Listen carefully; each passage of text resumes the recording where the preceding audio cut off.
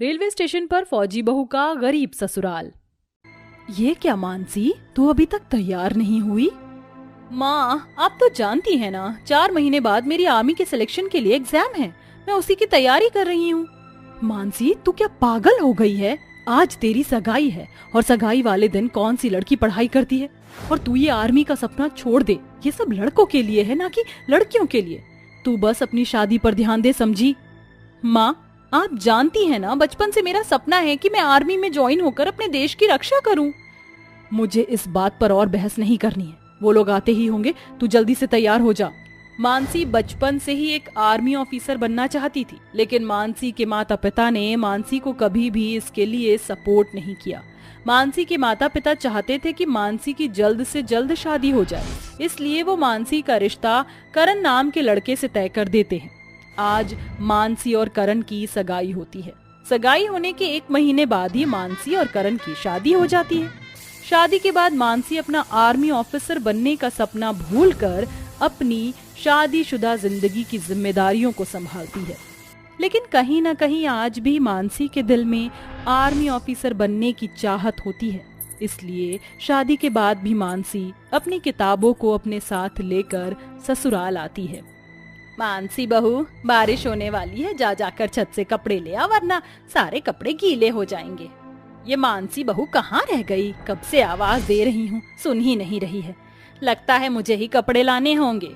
इतना कहकर नम्रता छत पर जाती है और कपड़े लेकर वापस आती है कि तभी वो देखती है कि मानसी अपने कमरे में बैठकर कुछ किताबों को देख रही है। मानसी को देखकर नम्रता उसके पास जाती है और कहती है, मानसी बहू, कब से आवाज दे रही थी, लेकिन तू तो सुन ही नहीं रही थी। और ये किताबें किसकी हैं? सॉरी माँ जी, वो मेरा ध्यान नहीं गया। माँ जी, ये किताबें मेरी हैं। लेकिन ये किताब तो आर्मी की तैयारी के लिए है। माँ जी, शादी से पहले मेरा सपना एक आर्मी ऑफिसर बनने का था, लेकिन माँ और पिताजी ने मेरी शादी करवा दी, इसलिए मैं आर्मी ज्वाइन नहीं कर पाई।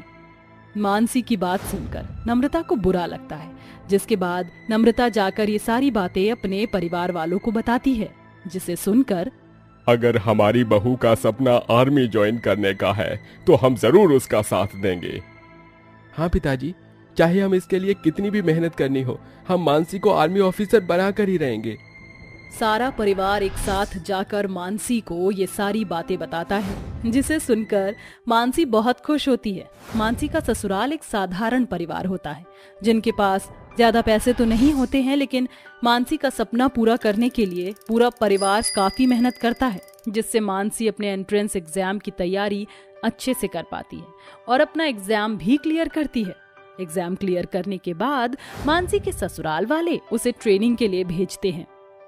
मानसी बहू, वहाँ पर अपना अच्छे से ख्याल रखना, और अगर तुझे कभी भी पैसों की जरूरत पड़े तो हमें एक चिट्ठी लिखकर भेज देना, हम तुझे पैसे भिजवा देंगे। हाँ बहू, तुझे जिस भी चीज की जरूरत हो तो हमें बेझिझक बता दियो। इतना तो मेरे माँ बाप ने भी नहीं किया जितना आप लोगों ने मेरे लिए किया है।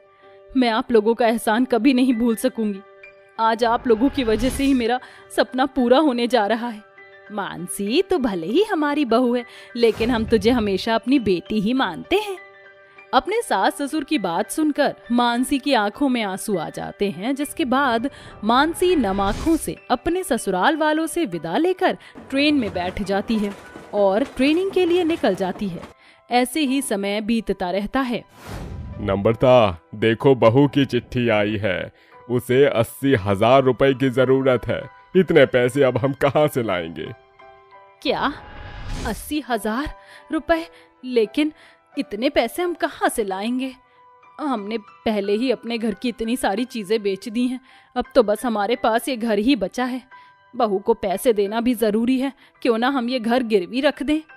नम्रता की बात सुनकर बागेश्वर सेठ मदनलाल के पास अपना घर गिरवी रख देता है और 80,000 रुपए लेकर मनी ऑर्डर करवा देता है, जिससे वो पैसे मानसी को मिल जाते हैं। ऐसे ही कुछ महीने बीतने के बाद मानसी छुट्टियों में अपने ससुराल आती है। भाभी, आप आ गई? कैसी चल रही है आपकी आर्मी की ट्रेनिंग? गोमती, ट्रेनिंग बहुत ही अच्छी चल रही है। अब सिर्फ कुछ महीनों में मेरी ट्रेनिंग कंप्लीट हो जाएगी, फिर मैं एक ऑफिसर बन जाऊंगी और अपने देश की रक्षा करूंगी। मानसी की बात सुनकर सारा परिवार बहुत खुश होता है। छुट्टियों के खत्म होते ही मानसी दोबारा अपनी ट्रेनिंग के लिए निकल जाती है। मानसी के ट्रेनिंग पर जाने के बाद सेठ मदन लाल मानसी के ससुराल आता है। बागेश्वर जी, आपने जो मुझसे 2 महीने मांगे थे वो आज पूरे हो चुके हैं। अब या तो आप मेरे पैसे वापस करिए या तो मुझे ये घर खाली करके दे दीजिए। अरे मदन लाल जी, हमें थोड़ा वक्त और दे दीजिए। हम लोग कहाँ जाएंगे? हमारे पास तो कहीं और रहने का ठिकाना भी नहीं है। देखिए बागेश्वर जी, मैं आपको इससे ज्यादा समय नहीं दे सकता। मैं पहले ही आपको 2 महीने का समय दे चुका हूँ, इसलिए आप घर अब खाली कर दीजिए। मदन लाल की बात सुनकर सारे परिवार वालों की आंखों में आंसू आ जाते हैं और सब लोग घर खाली कर देते हैं। घर खाली करने के बाद उनके पास रहने का कोई ठिकाना नहीं होता, इसलिए वो लोग स्टेशन पर जाकर झोपड़ी में रहते हैं, जहां करण ट्रेन से आने जाने वाले लोगों के जूतों को पॉलिश करता, बागेश्वर कुली का काम करता और बेचारी गोमती रेलवे स्टेशन को साफ करती। पूरे परिवार के दिन बहुत ही मुश्किलों से कट रहे थे, लेकिन इस बात का पता मानसी को ना लगे, इसलिए उन कामों से वो लोग पैसे जमा करके मानसी के पास भेज देते। ऐसे ही समय बीतता रहता है और मानसी की चिट्ठी सबको मिलती है, जिससे उनको पता चलता है कि मानसी वापस आने वाली है। मानसी को कुछ पता ना चले, इसलिए पूरा परिवार एक किराए का घर कुछ दिनों के लिए ले लेता है। पिताजी, ये किसका घर है और आप लोग यहाँ क्यों रह रहे हैं? बहू, हमारे पुराने घर में थोड़ा मरम्मत का काम चल रहा है, इसलिए कुछ दिनों के लिए हम यहाँ पर रह रहे हैं। काम खत्म होने के बाद हम लोग वापस वहाँ पर चले जाएंगे। बागेश्वर की बात सुनकर मानसी को शक होता है, लेकिन वो किसी से कुछ नहीं कहती। छुट्टी खत्म होने के बाद मानसी दोबारा वापस चली जाती है। अब ऐसे ही बहुत समय बीत जाता है। मानसी की दोबारा छुट्टियां पड़ने वाली होती हैं, लेकिन इस बार मानसी चिट्ठी लिखकर किसी को कुछ नहीं बताती है। मानसी अपने शहर वापस आती है। रेलवे स्टेशन से उतरते ही मानसी देखती है कि उसके ससुर कुली का काम कर रहे हैं और पति लोगों के जूते पॉलिश कर रहा है। नंद स्टेशन पर झाड़ू लगा रही है और बेचारी सास खाना बना रही है। ये सब देखकर मानसी हैरान रह जाती है और वो अपने ससुराल वालों के पास जाती है। मानसी को देखकर मानसी के ससुराल वाले भी हैरान हो जाते हैं। आप सब लोग यहाँ क्या कर रहे हैं? और आप लोगों की ऐसी हालत कैसे हो गई? जब मैं पिछली छुट्टियों में आई थी तब तो सब सही था। बोलिए, ऐसा क्या हुआ आप लोगों के साथ जो आप लोगों को ये सब करना पड़ रहा है? मानसी के पूछने पर सभी परिवार वालों की आंखों में आंसू आ जाते हैं और सब सारी बातें मानसी को बता देते हैं, जिसे सुनकर मानसी की आंखों में भी आंसू आ जाते हैं। आप लोगों ने मेरे लिए इतना सब कुछ किया, वो भी मुझे बिना बताए। मैं बहुत खुश नसीब हूँ जो मुझे इतना अच्छा ससुराल मिला। माँ जी, पिताजी, मुझे माफ कर दीजिए। मेरी वजह से आप लोगों को इतनी तकलीफ उठानी पड़ी। ये तो कैसी बातें कर रही है? मैंने तुझे पहले ही कहा था ना कि तू मेरी बेटी जैसी है। एक माँ बाप अपनी बेटी के लिए नहीं करेंगे तो किसके लिए करेंगे? हमें खुशी है कि तेरा सपना पूरा हुआ और तू ऑफिसर बन गई। नम्रता और मानसी की बात सुनकर सभी की आंखों में आंसू आ जाते हैं, जिसके बाद मानसी अपने ससुराल वालों के लिए किराए का घर खरीदती है और अपने पति और सास ससुर को एक राशन की दुकान खोल कर देती है, जिससे वो लोग एक अच्छी खासी कमाई करते हैं। मानसी हर छुट्टियों में अपने ससुराल आया करती और सब लोग मिलकर एक साथ खुशी खुशी रहते हैं। आज मानसी का आर्मी ज्वाइन करने का सपना उसके ससुराल वालों की वजह से ही पूरा होता है, जिसकी वजह से वो बहुत खुश होती है। सरला एक गरीब विधवा माँ थी जो बड़ी मुश्किल से अपनी दोनों बेटियों अवनी और श्रद्धा को पाल रही थी। हाल ही में उसे एक फैक्ट्री से झूठे इल्जाम में निकाल दिया, जिसके बाद उसके खाने पीने का खर्चा बड़ी मुश्किल से चल रहा था। एक दिन बेटी अवनी कहती है, माँ, मुझे भूख लग रही है, मुझे जलेबी खाने का मन कर रहा है। कब से आपने हमें जलेबी नहीं खिलाई? हाँ माँ, और स्कूल में स्वतंत्रता दिवस के उपलक्ष्य में आयोजन होगा, पर मेरे पास कपड़े ही नहीं है, तो मैं प्रतियोगिता में भाग कैसे लूंगी? मेरी कक्षा के सभी बच्चे किसी न किसी चीज में भागीदारी बन रहे हैं। बेटा, यहाँ पर खाने के पैसे नहीं हैं। मैं तुझे प्रतियोगिता के लिए कपड़े कैसे ला कर दूं? मैं इतनी बुरी माँ हूँ कि अपने बच्चों को ठीक से पाल भी नहीं सकती। मुझे कोई काम भी नहीं दे रहा है। और अपना काम करने के लिए मेरे पास पैसे नहीं हैं। आप ऐसे क्यों सोच रही हो माँ? हम कुछ और कोशिश भी तो कर सकते हैं ना, कोई छोटा मोटा काम जिसमें पैसे नहीं लगते हो। ऐसा क्या काम हो सकता है बच्चों? माँ मेरे पास एक आइडिया है, क्यों ना हम 15 अगस्त के उपलक्ष्य में पतंग और झंडे बनाकर बेचें। इस समय तो काफी सारे लोग इन चीजों को खरीदते हैं, हमारी बिक्री हो जाएगी। अरे वाह, मेरी छोटी बहन ने इतनी अच्छी तरकीब दी, वाह। अवनी बेटे, ये तो तूने बहुत अच्छी बात कही है, पर हमें पतंग बनाने के लिए रंग बिरंगे कागज चाहिए होंगे, उससे ही पतंग बन जाएगी, और झंडा भी। जंगल की लकड़ियों को महीन महीन काट कर डांडिया बना लेंगे और रंग बिरंगा कागज तो दुकान पर मिल जाएगा। मेरे पास गुल्लक में कुछ पैसे पड़े हुए हैं। चलो तो फिर ऐसा ही करते हैं। फिर मैं अपनी बेटियों को जी भर के जलेबी, रबड़ी, हलवा, पूरी सब खिलाऊंगी और कपड़े दिलाऊंगी। फिलहाल मैं तुम्हें खिचड़ी बनाकर खिला देती हूँ। इसके बाद सरला अपनी दोनों बेटियों के लिए पानी डालकर खिचड़ी बना देती है। रूखा सूखा जैसा होता है खा लेते हैं। उसके बाद तीनों माँ बेटियां जंगल जाकर बारीक लकड़ी को ढूंढकर शाम तक काट छांट करके पतंग की सीक तैयार कर लेती हैं। फिर अगले दिन तीनों मिलकर रंग बिरंगे सुंदर सुंदर पतंग बनाकर अलग से मांझा लेकर सस्ते दाम में एक रेड़ी पर बेचने लगती हैं। आइए आइए, सुंदर सुंदर पतंग लीजिए, सिर्फ 5 रुपए की एक पतंग, 5 रुपए की एक पतंग। आइए आइए, 15 अगस्त के लिए झंडे भी लीजिए, सिर्फ 2 रुपए का एक, 2 रुपए का एक। आइए आइए, हमारे पास बहुत सस्ती और रंग बिरंगी पतंग है और तिरंगे झंडे भी। अरे वाह, आपकी दुकान पर तो बहुत सुंदर पतंग है। ऐसा कीजिए, मुझे 4 पतंग दे दीजिए और झंडा भी। देखकर ऐसा लगता है कि हाथों से बनाया हो। आपने बिल्कुल ठीक पहचाना भाई साहब, ये हमने हाथों से बनाया है, बल्कि मेरी दोनों बेटियों ने मेरी मदद की है। अरे वाह, ये तो बहुत अच्छी बात कही आपने। मेरी भी इनकी तरह 2 छोटी बच्चियां हैं। अंकल अंकल, ये लीजिए आपकी तिरंगा पतंग। अगर आपको हमसे और भी सस्ती पसंद चाहिए हो तो आप आ जाना। हाँ हाँ बच्चों, बिल्कुल, ये लीजिए आपके पैसे। आसपास तो कहीं भी पतंग नहीं मिल रही। अच्छा हुआ मुझे आपकी दुकान दिख गई। मुझे भी पतंग दे दीजिए और अच्छा वाला मांझा भी। बिल्कुल बिल्कुल, ये लीजिए।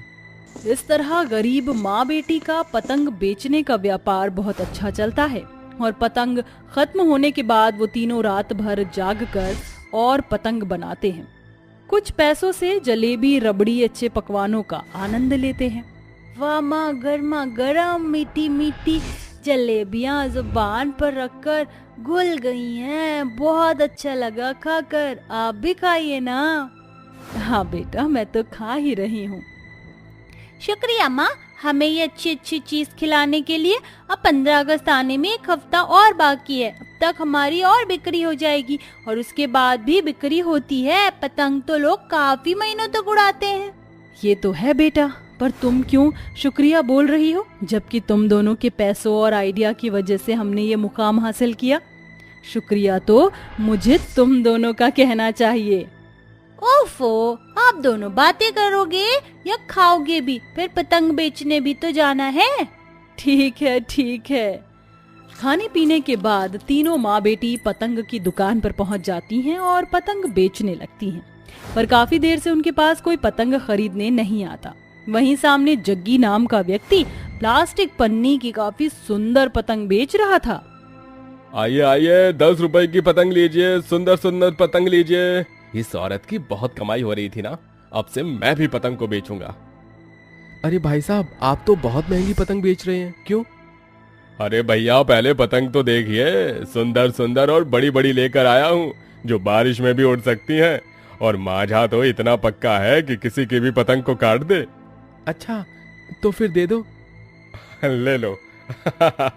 अब आएगा मजा। उसकी दुकान के ग्राहक धीरे धीरे मेरे पास आएंगे। माँ देखो, उन अंकल ने हमारे सामने ही पतंग की दुकान लगाई है, इसलिए उनके पास सब आ रहे हैं, हमारे पास नहीं। अब हमारा क्या होगा? हम कैसे अपने घर का खर्चा चलाएंगे? हमारी मेहनत पर तो पानी फिर जाएगा। माँ, हम हार नहीं मानेंगे, हम फिर भी पतंग बेचेंगे। हाँ बेटी, जरूर। 3 दिन बीत जाते हैं। गरीब माँ की पतंग खरीदने सिर्फ 2-4 लोग ही आते हैं, जबकि जग्गी की कमाई काफी अच्छी होती है। वहीं गांव में लोग जग्गी की पतंग उड़ाकर खुश तो थे, लेकिन बाद में उन्हें परेशानी होती है, उनका हाथ कट जाता है। अरे भैया बचाओ बचाओ, मेरा तो हाथ कट गया, ये कैसा मांझा है ये। अरे मेरा हाथ भी कट गया भैया, जरा उस जग्गी को हम चमकाने चलते हैं, लगता है उसने हमें कांच का मांझा दिया है, वरना आज तक कभी सरला की पतंग और मांझे से हमें इतनी परेशानी नहीं हुई। हाँ चलो चलो चलो, उसे बताने चलो। फिर गांव के कुछ लोग उसकी दुकान पर जाकर टमाटर और अंडे फेंकने लगते हैं। फिर रघु उसका गिरेबान पकड़ लेता है। अरे अरे, ये सब आप लोग क्या कर रहे हैं, छोड़ो मुझे। तू तो गया, तेरी वजह से हमारे बच्चों के हाथ कट गए, मेरा हाथ कट गया, और ना जाने कितने लोगों को तूने गलत पतंग और मांझा दिया है, वो भी इतने ज्यादा पैसों में। तुझे तो हम छोड़ेंगे नहीं। हाँ मारो इसे, इसने हमें कांच का मांझा बेचकर उल्लू बनाया।